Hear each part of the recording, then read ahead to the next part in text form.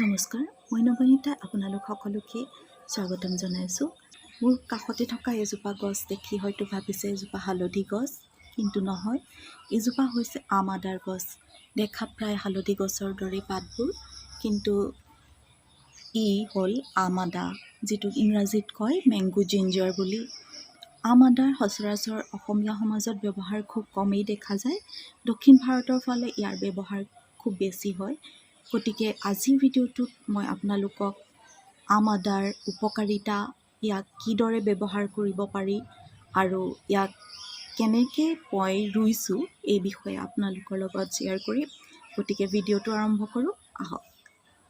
গছজোপা বুঢ়া হোৱাৰ পিছত এনেদৰে আদাখিনি আমি উলিয়াই আনিলোঁ আৰু এই আদাখিনি দেখাত সম্পূৰ্ণ আমি খোৱা আদাত বিধৰ দৰে, কিন্তু ইয়াৰ গোন্ধ আৰু সোৱাদ কেঁচা আমৰ দৰে। এইবিধ আদা আমি সাধাৰণতে ব্যৱহাৰ নকৰোঁ যদিও এই আদাবিধৰ বহুতো ঔষধি গুণ আছে। আম আদাই বিষ কমায়, অৰ্থাৎ পেইন ৰিলিফৰ কাম কৰে।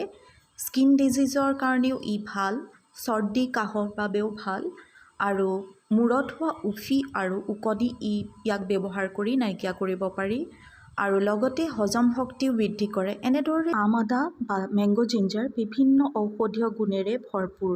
এই আম আদাখিনি মই কিদৰে আৰু কিহত ৰুইছোঁ আপোনালোকক দেখুৱাওঁ, আহকচোন। আদাবোৰ উলিয়াই ল'লোঁ আৰু কেইটুকুৰামান আকৌ ৰুম। এয়া চাওক, এয়া মই চাউলৰ বস্তা এটা লৈছোঁ, চিমেণ্টৰ বস্তা, চাউলৰ বস্তা, এনেকৈ ল'ব পাৰে আপোনালোকে। মাটিত দিয়াতকৈ খান্দি থাকিবও নালাগে, ইয়াত ধুনীয়াকৈ হয়। ইয়াতে মাটি, গোবৰ সকলোখিনি মিক্স কৰি থোৱা আছে। ইয়াত মই এনেদৰে আদা কেইটুকুৰা দি দিম আৰু সময়ত ইয়াৰ পৰাই বহুত কেইটুকুৰা আদা হৈ যাবগৈ।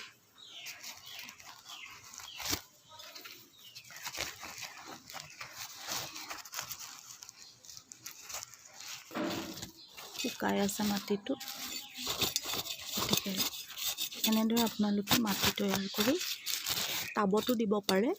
আৰু যেতিয়া সময় হ'ব গছবোৰ ওলাব আৰু গছ যেতিয়া শুকাই যাব, তেতিয়া আপোনালোকে বস্তাটো এনেকৈ ফালি লৈ পেলাই, বস্তাটো ফালি আপোনালোকে আদাখিনি উলিয়াব পাৰিব। অতি সহজ উপায়, কোৰ মাৰিব নালাগে, বা আপোনালোকে ঘৰৰ বা বেলকনিতে হওক বা যিকোনো অংশত এই বস্তাত পকাৰ ওপৰত ৰাখিও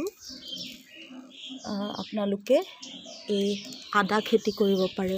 অকল আম আদা বুলিয়েই নহয়, যি আদা, হালধি এনেকুৱাবোৰ এনেদৰে বস্তাত দিবলৈ খুব ভাল হয়, কাৰণ গোটেই বস্তাটোত আদাখিনি বা হালধিখিনি বিয়পি যাব আৰু উলিয়াবলৈ অতি সহজ হয়।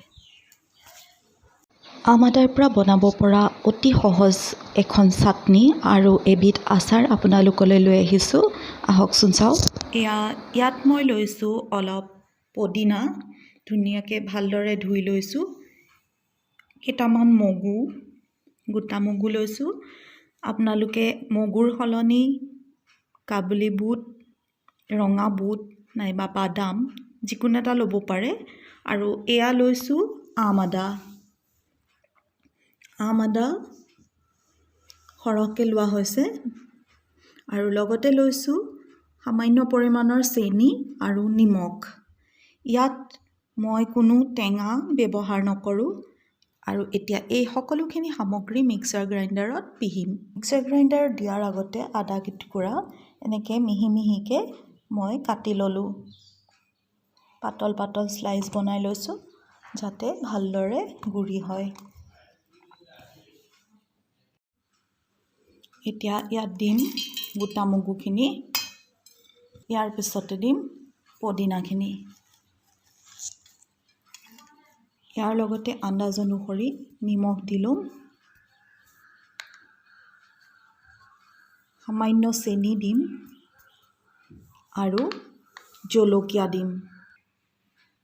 আৰু এতিয়া এইখিনি পিহি আনোগৈ। মিক্সাৰ গ্ৰাইণ্ডাৰত পিচি অনাৰ পিছত এয়া আমাৰ চাটনিখন তৈয়াৰ হৈ গৈছে।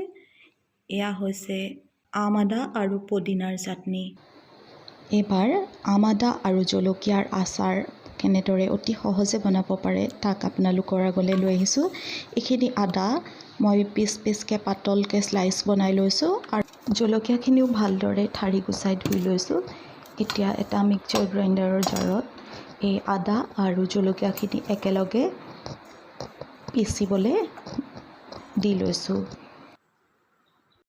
মিক্সিত আধা মিক্স হওঁতেই মই ইয়াতে অলপ নিমখ আৰু হালধি দি পুনৰ ইয়াক আকৌ এবাৰ মিক্সিত মাৰি ল'ম।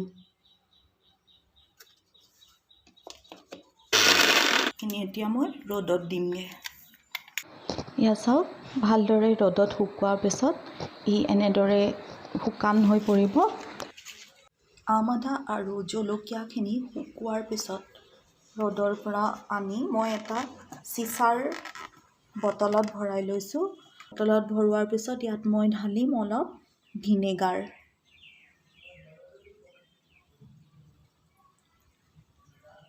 ভিনেগাৰখিনি দিছোঁ। এয়া চাওক, ভিনেগাৰ অলপ দিলোঁ। লগতে ঢালিম অলপ কেঁচা সৰিয়হৰ তেল।